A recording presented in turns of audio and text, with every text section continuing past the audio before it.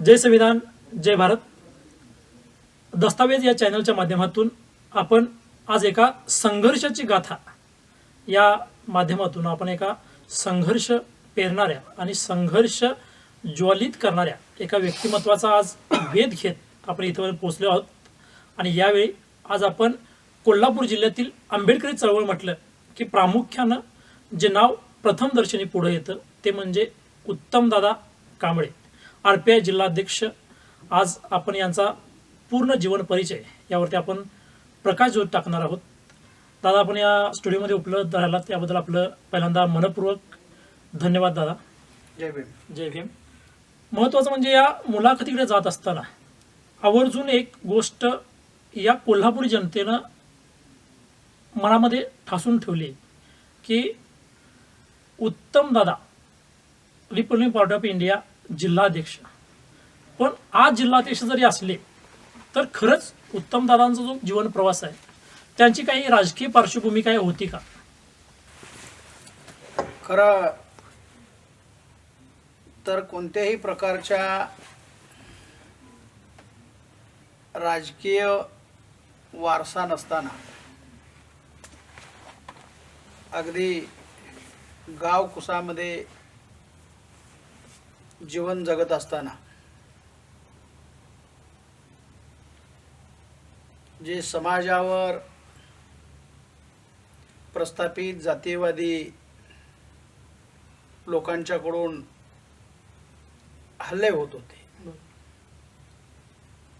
जात नावाची संकल्पना प्रचंड मोठ्या प्रमाणामध्ये समाजामध्ये रुजली होती. आणि मग या जातीच्या पलीकडे जाऊन डॉक्टर बाबासाहेब आंबेडकरांनी दिलेला समतेचा मार्ग, न्यायाचा मार्ग शोधण्यासाठी, त्या मार्गाने जाण्यासाठी महाराष्ट्रावर अखंड बाबासाहेबांची चळवळ जोमानं काम करत होती. प्रस्थापित जातीवाद्यांच्या विरोधात मोर्चे, आंदोलने यासारखी प्रचंड मोठी निदर्शनं सुद्धा होत होती. आणि या सगळ्या परिस्थितीमध्ये आम्ही शालेय जीवनात असताना या गावामध्ये समाजावर हल्ला झाला, या गावामध्ये समाजातल्या माणसांना मारलं, जयंतीच्या काळामध्ये जयंतीची मिरवणूक अडवली, असे सगळे प्रसंग कानावर येत होते. आणि मग त्या अनुषंगानं त्याचा निषेध करायचा म्हणून वेगवेगळ्या ठिकाणी निदर्शनं, मोर्चे, गाव बंद, रास्ता रोको असे कार्यक्रम व्हायचे. आणि मग या कार्यक्रमामध्ये आम्ही शालेय जीवनापासूनच सहभागी होऊन हे सर्व उघड्या डोळ्यानं बघत होतो. आणि मग आम्हीही या आंदोलनाचं एक साधन व्हायला पाहिजे, या आंदोलनाचा एक भाग व्हायला पाहिजे, या आंदोलनामध्ये आम्ही भाग घ्यायला पाहिजे. आणि समाजावर होणारे अन्याय अत्याचार असतील ते अन्याय अत्याचार दूर करण्याच्या दृष्टीनं आपण या चळवळीमध्ये सहभागी व्हायला पाहिजे, ही भूमिका घेऊन लहानपणापासूनच मला या चळवळीची ओढ लागली. आणि या चळवळीमध्ये मी शालेय जीवनापासून सहभागी झालो. खरं तर त्या काळामध्ये डॉक्टर बाबासाहेब आंबेडकर, लोकराजा छत्रपती शाहूराजा, क्रांतिबा ज्योतिबा फुले,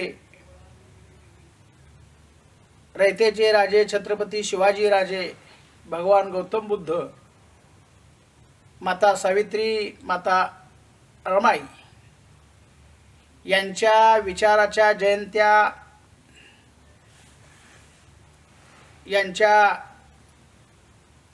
यांना अभिवादन करण्यासाठी प्रत्येक गावामध्ये कार्यक्रम आयोजित केले जायचे. आणि या कार्यक्रमामध्ये साधारणतः आंबेडकरी चळवळीवर बोलणारा, समाजाच्या अनिष्ट रूढी परंपरेवर बोलणारा एखादा नामवंत वक्ता असायचा. आणि मग त्या नामवंत वक्त्यांनी महाराष्ट्रातल्या, या देशातल्या सगळ्या आपल्या समाजावर होणाऱ्या अन्याय अत्याचाराच्या बाबतीत आम्हाला त्या व्याख्यानाच्या माध्यमातून माहिती द्यायची. आणि मग यामुळं सगळं समाज जीवन समजत गेलं. आणि मग या समाज जीवनामध्ये संविधानकार डॉक्टर बाबासाहेब आंबेडकरांच्या समाजावर, म्हणजे ज्यांनी समतेचा संदेश दिला, न्याय व्यवस्था दिली, त्या न्याय व्यवस्था देणाऱ्या म्हणजे ज्यांनी न्याय व्यवस्था दिली त्या न्याय व्यवस्था देणाऱ्याच्या समाजावरच अशा प्रकारचे अन्याय होत असतील तर आपणाला पेटून उठायला पाहिजे, लढायला पाहिजे आणि ही चळवळ गतिमान करायला पाहिजे, ही चळवळ आक्रमक करायला पाहिजे. या उद्देशानं आम्ही शालेय जीवनापासून या बाबासाहेबांच्या चळवळीमध्ये सहभागी झालो. आणि यामध्ये आम्ही शालेय जीवनापासून मी ओढलो गेलो. दादा, खरं तर पाहिलं तर आता परिस्थिती अशी आहे की अनेक संघटना काम करत असताना आज एखादा पांढरा शर्ट घालून एखादा तरुण त्या समाजकारणामध्ये शिरला की त्याला लगेच जिल्ह्याचं पद दिलं जातं. तर तसं तुम्हाला जिल्ह्याचं पद मिळालं नाही हे संपूर्ण जिल्हा जाणून आहे. त्याविषयी आपण काय सांगाल? एक तर मुळातच आंबेडकरी चळवळ एवढी सोपी नाही. ही चळवळ जी आहे ही लोखंडाचं चणं खाल्ल्यासारखी आहे. आणि ते लोखंडाचं चणं पचवणं एवढं सोपं नाही. परंतु अलीकडच्या काळामध्ये संघटनेचा जो उहापोह झालेला आहे, अशा वारेमाप संघटना आपापल्या अस्तित्वासाठी, आपापली दुकानदारी चालू करण्यासाठी चालू झाल्यामुळं इथं पदांची रेलचल, पदांची देवघेव चालू आहे. कार्यकर्त्यांना पद मिळायला पाहिजेत, कार्यकर्ता मोठा व्हायला पाहिजे. परंतु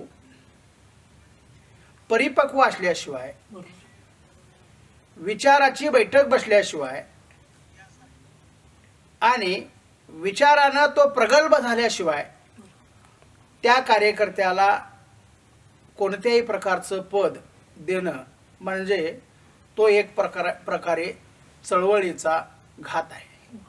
त्याचं कारण असं आहे की बाबासाहेबांचे विचार हे प्रचंड मोठी ही शृंखला आहे. आणि ती शृंखला कुणाच्या तरी हातामध्ये देऊन विनाकारण त्या एवढ्या मजबूत शृंखलेचं अवमूल्यन करणं बरोबर नाही. त्यासाठी कार्यकर्ता परिपक्व पाहिजे.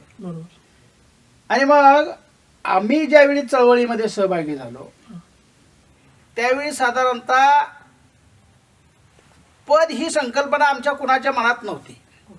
आम्हाला एवढंच माहिती होतं की मी एक बाबासाहेबांच्या विचाराचा कार्यकर्ता आहे आणि मला त्या कार्यकर्त्याच्या ज्या भावना, म्हणजे कार्यकर्त्याचं जे काम आहे ते काम आंबेडकरी चळवळीचं, अन्याय अत्याचाराच्या विरोध लढण्याचं आणि समाजाला न्याय देण्याचं जे माझं काम आहे ते काम मी प्रामाणिकपणे करायला पाहिजे. मी कुठं आहे यापेक्षा, मी दिसतोय की नाही यापेक्षा माझी भूमिका या न्यायाच्या बाजूनं पाहिजे, समाजाला न्याय देणारी पाहिजे आणि समाजातला अन्याय अत्याचार संपवणारी पाहिजे. अशी भूमिका ठेवून जर आपण काम केलं तर निश्चितपणानं या पदाच्या बाबतीतलं कुणाच्याही मनामध्ये ओढ राहणार नाही, आस्था राहणार नाही. मी एक कार्यकर्ता आहे आणि माझं काम डॉक्टर बाबासाहेब आंबेडकर आणि हे लोकराजा छत्रपती शाहूराजा, क्रांतिबा ज्योतिबा फुले, राजर्षी शाहू महाराज, छत्रपती शिवाजी महाराज यांच्या विचाराची चळवळ चालू करण्यामध्ये मी कोण पदाधिकारी आहे हे अशी भावना घेण्यापेक्षा मी एक कार्यकर्ता आहे आणि या विचारानं अगदी प्रेरित होऊन काम केलोय ही भावना मनामध्ये ठेवून जर काम केलं तर निश्चितपणानं समाजाला न्याय मिळाल्याशिवाय राहणार नाही. परंतु अलीकडच्या काळामध्ये पद वारेमापपणे घेऊन चळवळीची कोणत्याही प्रकारची संकल्पना मनामध्ये नसताना नाहक एखाद्या अधिकाऱ्यापुढं जायला काहीतरी असावं बरोबर. ही भूमिका घेऊन अलीकडची जी चळवळ चालू आहे ती चळवळ निश्चितपणानं बाबासाहेबांच्या विचाराला आणि या महापुरुषांच्या विचाराला थोडीशी आडगळ ठरते आणि त्यामुळं परिपक्व असल्याशिवाय विचाराची बांधणी आणि विचाराची बैठक असल्याशिवाय बरोबर. एखाद्या कार्यकर्त्याला पद देणं किंवा एखाद्या कार्यकर्त्याला चळवळीमध्ये पद देऊन त्याच्या पाठीमागनं जाणं म्हणजे समाजाला ते घातक असल्याचं द्योतक आहे. महत्वाचं म्हणजे दादा भारत सरकारचा क्लास 1 ऑफिसर म्हणून कलेक्टरला पाहिलं जातं आणि जिल्ह्याचा पूर्णपणे भार कलेक्टरवर असतो. असं असताना एका कलेक्टरची खुर्ची कलेक्टरच्या दालनाच्या बाहेर आणून ती तोडणं हे आपल्या चळवळीचा एक भाग हे तो एक आपला राग होता. तर ती नेमकी घटना काय होती? काय होतं कोल्हापूर सर्किट हाऊस बावडा या ठिकाणी यशवंत नगर नावाची झोपडपट्टी होती. त्या झोपडपट्टीच्या आजूबाजूला उच्चभ्रू लोकांची वस्ती होती आणि या उच्चभ्रू लोकांच्या वस्ती असल्यामुळं तिथली आमची झोपडपट्टी काढण्यासाठी प्रचंड मोठे प्रयत्न होत होते. आणि एकदा बिल्डरनं सगळ्या न्यायालयीन लढाया लढून आमच्या झोपडपट्टी धारकांना कोणत्याही प्रकारची कल्पना नसताना एकतर्फी त्या झोपडपट्टीवर आपला कब्जा केला आणि एक दिवशी अचानकपणे त्या झोपडीवर बुलडोजर फिरला. ही स्थिती आम्ही बघितल्यानंतर आम्ही सगळे रिपब्लिकन पक्षाचे कार्यकर्ते आम्ही त्या ठिकाणी गेलो, तिथं आंदोलन केलं. पोलिसाचा प्रचंड मोठा फौजफाटा होता. त्या लोकांना न्याय मिळावा, सावली मिळावी यासाठी आम्ही तिथं ठिया मारला. परंतु न्यायालयाचा निकाल असल्यामुळं आणि न्यायालयाची संकल्पना ही बाबासाहेबांच्या संविधानातूनच असल्यामुळं आम्हाला त्या आंदोलनामध्ये अटक झाली आणि बिल्डरानं आपलं काम साध्य केलं. मग तिथल्या झोपडपट्टीवासियांना सावली मिळावी, तिथल्या झोपडपट्टीवासियांना निवारा मिळावा यासाठी सगळे झोपडपट्टीधारक कलेक्टरच्या दारामध्ये उपोषणला बसले. 3 दिवस झालं, 4 दिवस झालं, 5 दिवस झालं तरी कलेक्टरला या झोपडपट्टी धारकांची प्रश्नाची जाण येईना. झोपडपट्टी धारकांच्या बद्दल कलेक्टर काहीच मनाव घेना.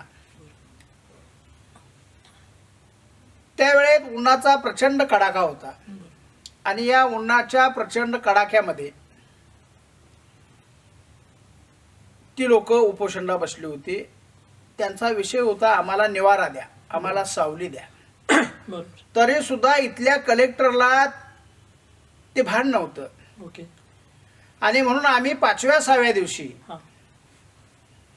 कलेक्टर साहेबांना भेटायला गेलो. ही सगळी आमची मागासवर्गीय जनता सावली वाचून उन्हामध्ये आपल्याकडं सावली द्या, आमची सावली एका बिल्डरानं काढून घेतली आणि आम्हाला कुठंतरी निवाऱ्याची व्यवस्था करा म्हणून घरात म्हणजे तुमच्या दारात बसले असताना तुम्ही तिकडं अजिबात लक्ष देत नाही. म्हणून आमच्या सगळ्या कार्यकर्त्यांनी कलेक्टरच्या दालनामध्ये प्रवेश केला, घोषणाबाजी केली आणि मग आम्ही कलेक्टरच्या खुर्चीला हात घातला बरं आणि खुर्ची बाहेर आणली. कलेक्टरला म्हटलं, ती सामान्य माणसं जशी उन्हात बसल्यात त्या उन्हाची झळ जरा सोस, बरोबर त्या उन्हाची धग सोस, म्हणजे तुमच्या लक्षात येईल की आमचे बांधव हां या उन्हामध्ये सावली विना तडफडा लागल्यात. बरोबर उन्हात ह्या रखरखत्या उन्हामध्ये ती सावली मागा लागल्यात. तरी तुम्हाला या प्रश्नाची भान नसेल आणि त्या बिल्डरवर जर कारवाई होत नसेल किंवा त्यांना पर्यायी जागा सावली देत नसाल बरोबर तर एकदा उन्हाची झळ सोसा म्हणून आम्ही सर्व कार्यकर्त्यांनी ती खुर्ची उचलून आणली आणि उन्हामध्ये ठेवली. बरं प्रचंड मोठा त्यावेळी म्हणजे आम्हाला अटक झाली. बरोबर. साधारणतः आम्ही 11 जण हां अटक होतो. तर या सगळ्यामध्ये आमची त्या पाठीमागची भावना एवढीच होती. हां कलेक्टरच्या खुर्चीचा अवमान करणं ही भावना नव्हती. बरोबर आमची भावना ही होती हां की कलेक्टरला सुद्धा त्या आमच्या लोकांनी जे उन्हात दिवस काढा लागल्यात बरोबर त्या उन्हाची झळ सोसावी, बरोबर त्या उन्हाची धग कळावी, बरोबर. यासाठी आम्ही ती न्याय मिळावा म्हणून ती खुर्ची बाहेर काढली होती.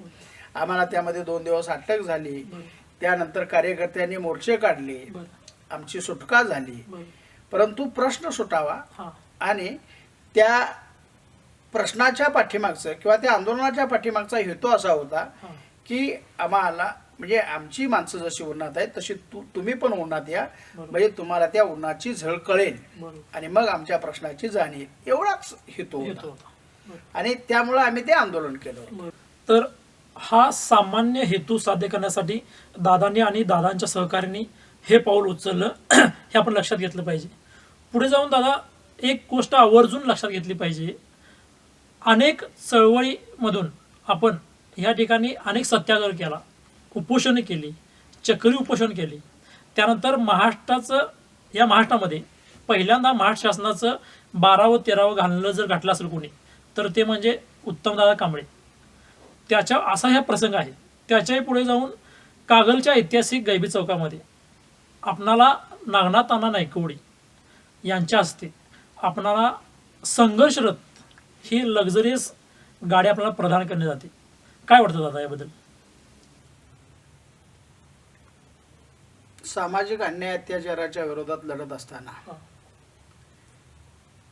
कायमपणे अन्याय करणारा माणूस किती मोठा आहे लहान आहे याची तमा न बाळगता अगदी त्याच्या विरोधात आंदोलन करणं, त्याला अटक करणं, बाबासाहेबाच्या संविधानाच्या कायद्याच्या नुसार बरं त्याच्यावर कारवाई करायला लावणं, ह्या सगळ्या गोष्टीमध्ये आंदोलनाच्या माध्यमातून जी माझी आक्रमक भूमिका असायची, बरं शासनाला वेठी धरायची जी भूमिका असायची, त्या भूमिकेमध्ये किंवा ती भूमिका पार पाडत असताना इथला प्रस्थापित वर्ग हा माझ्यावर आणि आंबेडकरी चळवळीवर चिडून असायचा. बरं आणि मग आंबेडकरी चळवळीचा म्होरक्या कसा शिकार होईल बरं किंवा त्याला कसा अडकवता येईल किंवा त्याच्यावर काय करता येईल यासाठी तो प्रस्थापित पुढारी प्रयत्न करत असायचा.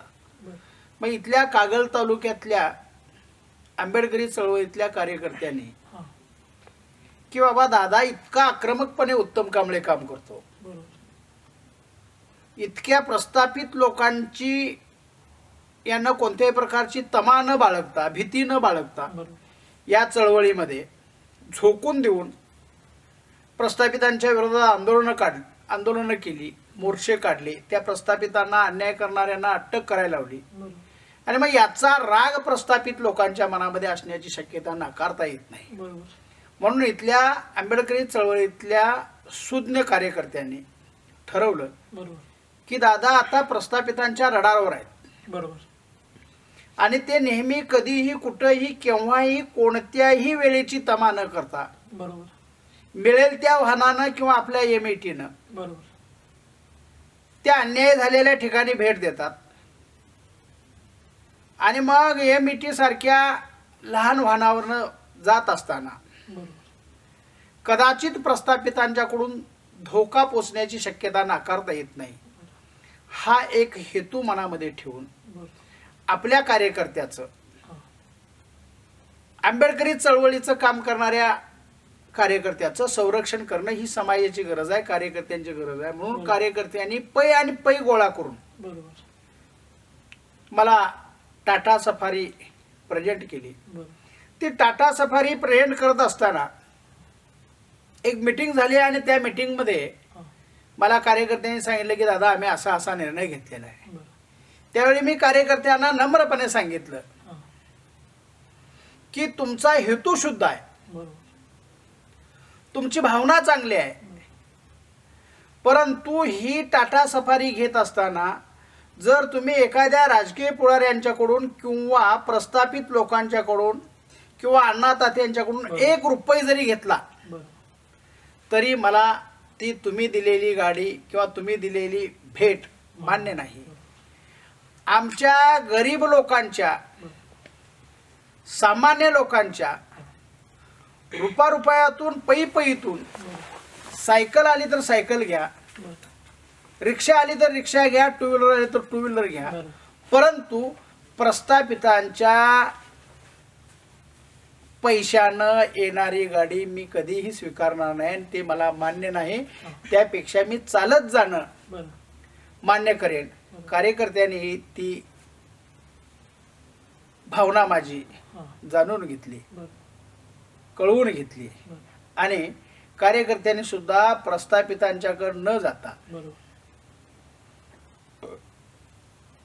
आपल्या समाजातला जो राबणारा माणूस आहे, हां नोकरदार आहे, कार्यकर्ता आहे, त्यांनी आपापल्या परीनं पैसे देऊन टाटा सफारी सारखी गाडी मला प्रेझेंट केली.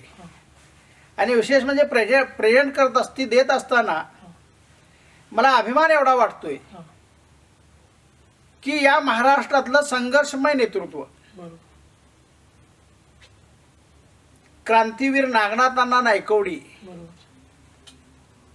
आणि एकनाथ आव्हाड ओके यांच्या म्हणजे नागनाथांनांच्या हस्ते बरोबर आणि एकनाथ आव्हाड यांच्या उपस्थितीमध्ये गाडी दिली. संघर्ष करणारा एकनाथ आव्हाड यांच्या उपस्थितीमध्ये गाडी दिली आणि या गाडी प्रदानाच्या कार्यक्रमाला समाजातनं इतका मोठा प्रतिसाद मिळाला बरोबर की मला खऱ्या अर्थानं त्यावेळी वाटलं की मी जे करतोय काम ते काम निश्चितपणानं समाजाला पोषक असं आहे, बरोबर समाजाला मान्य आहे आणि ही समाजानं दिलेली गाडी हां समाजावर अन्याय करण्यासाठी कदापिही उपयोगी येता कामा नये. बरोबर समाजाचा अन्याय दूर करायसाठी उपयोगी आली पाहिजे. बरोबर या हेतूनं त्या गाडीचा आजपर्यंतचा संघर्षरथ हा आपलं काम करत आहे बरोबर आणि लोकांच्या सेवेसाठी सदैव तत्पर आहे. बरोबर काल उत्तम कांबळेचा जो संघर्ष होता तो आजही उत्तम कांबळेचा संघर्ष तसाच आहे बरोबर आणि गती वाढली. तसाच राहणार गती वाढली आणि त्याची गतीही वाढली. वाढली. महत्वाचं म्हणजे एक आवर्जून गोष्ट आपण यात नमूद करावी लागेल. संघर्षरथ आपल्याला मिळाला कागलच्या ऐतिहासिक गळवी चौकात, पण याचंच की एखादा असणारा उपकार म्हणा किंवा ऋण फेडण्यासाठी आपणही एक कार्यक्रम घेतला, तोही कोल्हापूरच्या दसरा चौकात आणि भंतेंना आपण गाडी प्रदान केली. हा एक ऐतिहासिक क्षण आहे. दुसरी गोष्ट आपण जर पाहायला गेलं, कोल्हापूर जिल्ह्यामध्ये जर पहिल्यांदा अनिरुद्ध वनकरांना आणणारी कोण व्यक्ती असेल तर ते उत्तमदादा कांबळे. कडूबाई खरात यांना आणणारी व्यक्ती कोण असेल तर ते उत्तमदादा कांबळे.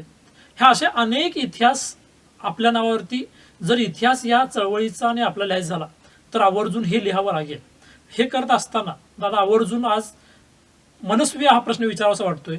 राजकारणामध्ये राजकारण हे फक्त सत्ताकारण बनून राहिले आणि असं असताना फक्त खुर्चीसाठी इकडून तिकडे बेडूक उड्या चालू आहेत. अशी परिस्थिती असताना अगदी विद्यार्थी दशेपासून आणि आज तागायत आपण आठवले की आठवले हा नारा आपण सोडलेला नाही. आठवले साहेबांचा आपण हात सोडलेला नाही. याबद्दल काय सांगाल? खरं तर रामदासजी आठवले साहेब हे जे नेतृत्व आहे ते नेतृत्व असं कुठल्या राजकीय वारसा असणाऱ्या, सामाजिक वारसा असणाऱ्या, बरं घराण्यातून आलेलं नाही. बरोबर. हे जे नेतृत्व आहे ते नेतृत्व एका सर्वसामान्य कुटुंबातून बरोबर. अगदी लहानपणापासून झगडत अन्याय अत्याचाराच्या विरोधात लढत बरोबर. आणि सगळे टप्पे टोनपे खात बरोबर. हे नेतृत्व उभं राहिलेलं आहे. आणि त्यामुळं रामदास आठवले साहेबांचं जे नेतृत्व आहे हा. ते नेतृत्व खऱ्या अर्थानं तावून सुलाखून निघालेले नेतृत्व आहे बरोबर. आणि समाजाच्या प्रश्नाची जाण असणारं ते नेतृत्व आहे. बरोबर. बाबासाहेबांच्या विचाराची शान असणारं ते नेतृत्व आहे. आणि हे असं सर्वसामान्यातून आलेलं नेतृत्व बरोबर. हे खऱ्या अर्थानं हे आंबेडकरी चळवळीचं नेतृत्व आहे. कारण डॉक्टर बाबासाहेब आंबेडकरांनी आम्हाला सांगताना सांगितलंय हा. की तुम्ही कोणतीही गोष्ट स्वीकारत असताना हा. ती तपासून स्वीकारा. बरोबर. बाबासाहेबांनी सुद्धा भगवान गौतम बुद्धाचा धम्म स्वीकारत असताना तो तपासला. अगदी बरोबर. म्हणजे काहीही घ्यायचं असेल तर ते तपासा बरोबर. आणि ते तपासून मत स्वीकारा. बरोबर. हे बाबासाहेबांनी सांगितल्यामुळं आम्ही सुद्धा हा. या आंबेडकरी चळवळीमध्ये काम करत असताना हा. अगदी तावून सुलाखून निघलेलं, बरोबर. कोणत्याही प्रकारचा राजकीय आणि सामाजिक वारसा नसलेलं, सर्वसामान्य माणसाची दुःख जाणत दुःख पेलत झेलत जे नेतृत्व उभा राहिले बरोबर. त्या नेतृत्वाला अंगीकारायला पाहिजे. हा. ते नेतृत्व बलाढ्य करायला पाहिजे ओके. आणि त्या नेतृत्वाला स्वीकारायला पाहिजे. हा हेतू मनामध्ये ठेवून हा. हा. रामदासजी आठवले साहेबांचं आम्ही काम चालू केलं. रामदासजी आठवले साहेब आज केंद्राचे सामाजिक न्याय राज्यमंत्री आहेत भारत सरकारचे. बरोबर. परंतु आजही कोणत्याही देशातल्या कानाकोपऱ्यामध्ये अन्याय अत्याचार झाला बरोबर. तर आपल्या लाल दिव्याची तमा न करता बरोबर. त्या अन्याय अत्याचाराच्या विरोधात लढाईसाठी त्या अन्याय झालेल्या माणसाला न्याय देण्यासाठी रामदासजी आठवले साहेबांची आज ही लाल दिव्याची गाडी जाते. बरोबर. तो अन्याय दूर करते, त्याच्या विरोधात आंदोलन पुकारते. बरोबर. महाराष्ट्रभर देशभर कार्यकर्त्यांना आंदोलन करायचा आदेश देतात आणि मग त्या प्रश्नाला वाचा फुटते. रामदासजी आठवले साहेबांचं असं सामान्यातल्या सामान्य माणसाचं हे नेतृत्व सामान्य माणसासाठी आहे आणि तेच खऱ्या अर्थानं नेतृत्व या देशाला आंबेडकरी चळवळीला तारणार आहे. बाबासाहेबांच्या विचाराला पुढे नेणार आहे, बळ देणार आहे, समाजाला बळ देणार आहे. बरोबर. म्हणून रामदासजी आठवले एके रामदासजी आठवले आम्ही म्हणतो ओके. आणि ते निश्चितपणानं या चळवळीशी सार्थ असणारं नेतृत्व आहे, चळवळीला पुढे नेणारं नेतृत्व आहे. बरोबर. आणि रामदासजी आठवले या देशामध्ये निश्चितपणानं आंबेडकरी चळवळ पुढे नेण्यासाठी अगदी अतोनात आणि प्रामाणिकपणे प्रयत्न करत आहेत. बरोबर. त्यामुळं ते नेतृत्व आम्ही स्वीकारलेलं आहे. सुंदर. दादा, या मुलाखतीत शेवटचा प्रश्न, या शेवटच्या प्रश्नावर आपण येऊन पोचलोय. महत्वाचं काय की हे सगळं घडत असताना आजची जी परिस्थिती, एक विद्रोही कवी एका ठिकाणी फार सुंदर लिहितोय. तो म्हणतोय, आज मी तुझा कार्यकर्ता, माझे बाबा तुझ्या बाबाचे कार्यकर्ता, माझा आजा तुझ्या आजाचा कार्यकर्ता, तरी तू माझा वापर करावास, पाहिजे तिथं पाहिजे तवा, अगदी एखाद्या निरोधसारखा. ही अशी परिस्थिती असताना आजचे जे युवक आहेत त्यांनी राजकारणात पडावं की पडू नये, आपण काय सांगाल? खरं तर संविधानाच्या माध्यमातून राजकारणाची निर्मिती होते बरोबर. आणि मग डॉक्टर बाबासाहेब आंबेडकरांनी प्रशासनाबरोबरच राजकारण दिलेलं आहे. बरं. जितका आपल्याला प्रशासनामध्ये संधी. आपली संख्या पाहिजे बरोबर. तेवढीच संख्या राजकारणामध्ये सुद्धा पाहिजे. त्याचं कारण असं आहे की संविधानाच्या माध्यमातून कायदा राबवत असताना आपली माणसं संविधान कर्त्याचे वारसदार या राजकारणामध्ये पाहिजे. त्यामुळं राजकारणामध्ये आमच्या युवा पिढीनं आलं पाहिजे, ओके. सामाजिक चळवळीमध्ये आमच्या युवा पिढीनं आलं पाहिजे. आणि सामाजिक चळवळ आणि राजकारण करत असताना कोणत्याही प्रकारचं समाजाचं अहित होणार नाही, बरोबर. समाजाचा पोत ढळणार नाही, महापुरुषांच्या विचाराच्या विरोधात काम होणार नाही.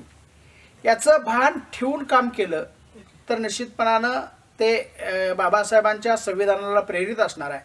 त्यामुळे येणाऱ्या वर्गानं, येणाऱ्या युवा पिढीनं राजकारणाबरोबर समाजकारणामध्ये सुद्धा यावं.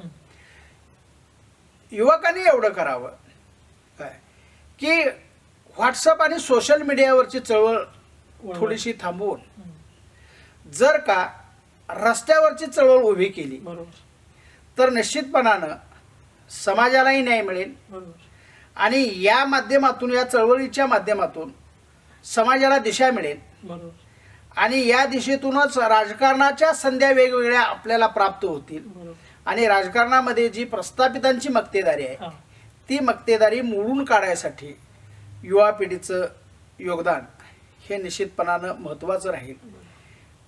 आजचा जर का राजकारणाचा इतिहास बघितला तर साधारणतः या राजकारणामध्ये कोण कुणाजवळ आहे हे बघण्यापेक्षा आज बाबासाहेबांचं संविधान आणि बाबासाहेबांचा समाज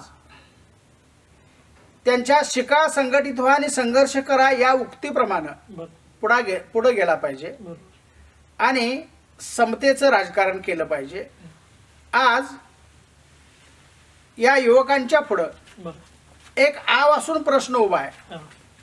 तो प्रश्न असा आहे की रामाचा बाण महत्वाचा की बाबांचा पेन महत्वाचा, आणि यामध्ये रामाच्या बाणापेक्षा बाबांच्या पेनाला जर महत्व दिलं तर निश्चितपणानं या युवा पिढीला अत्यंत चांगल्या पद्धतीचे दिवस येतील, चळवळीला चांगल्या पद्धतीचे दिवस येतील आणि समाजाला सुद्धा अत्यंत चांगल्या पद्धतीचे दिवस येतील. यासाठी युवा पिढीनं सगळे गटतट सोडून कोण कुठं आहे हे म्हणण्यापेक्षा आपण बाबासाहेबांच्या चळवळीशी प्रामाणिक राहायला पाहिजे. आपण आपला शत्रू निवडायला पाहिजे आणि आपला शत्रू वैचारिक शत्रू याचा अर्थ असा की तलवारी घेऊन भांडण करणं, काठ्या कुऱ्हाड्या घेऊन भांडण करणं असं नाही. जसं इथली एक संघटना आहे, साधारणतः 125 वर्ष झालं तरी सुद्धा त्या संघटनेमध्ये फाटाफूट झालेली नाही. अशा पद्धतीची बाबासाहेबांच्या विचाराची, बुद्धांच्या विचाराची एक संघटनेची बांधणी व्हायला पाहिजे. आणि कोण कुठं जरी असलं तरी शेवटी संविधान आणि संविधान करता हे महत्वाचं मानून त्यांनी बाबासाहेबांच्या चळवळीकडं आलं पाहिजे.